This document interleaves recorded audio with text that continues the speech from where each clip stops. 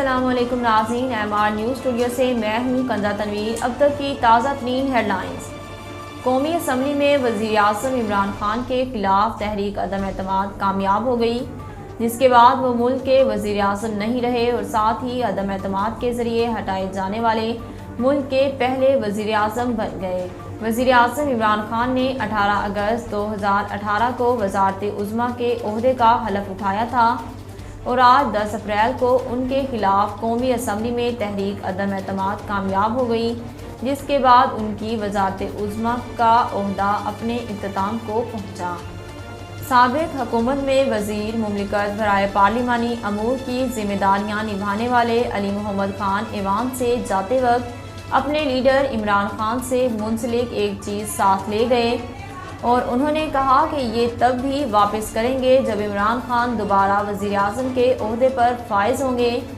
گزشتہ روز سابق وزیر اعظم عمران خان کے خلاف تحریک عدم اعتماد پر ووٹنگ ہوئی اور 174 ارکان نے عدم اعتماد کی قرارداد کے حق میں ووٹ دیا۔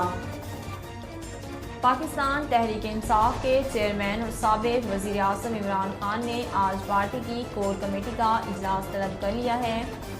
سینیٹر فیصل جاوید نے اپنے ٹویٹر اکاؤنٹ میں اطلاع دی کہ عمران خان آج کمیٹی سے ملاقات کریں گے اور آئندہ کے لائحہ عمل کا اعلان کریں گے۔ پاکستان تحریک انصاف کے رکن قومی اسمبلی علی محمد خان کی عمران خان سے متعلق ٹویٹ پر پیپلز پارٹی کے رہنما سید غنی نے سوالیہ طنز کر ڈالا۔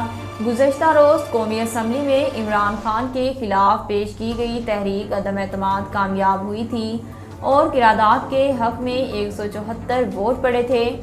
علی محمد خان عمران خان کی حکومت کی جانب سے واحد فرد تھے جو تحریک عدم اعتماد کی ووٹنگ کے موقع پر ایوان میں موجود تھے۔ علی محمد خان نے سوشل میڈیا پر ٹویٹ کرتے ہوئے لکھا تھا کہ آخری بال تک لڑ رہا ہے ہمارا کپتان۔ ناظرین، اب تک کے لیے اتنا ہی۔ مزید خبروں اور اپڈیٹ کے لیے دیکھتے رہیے MR نیوز۔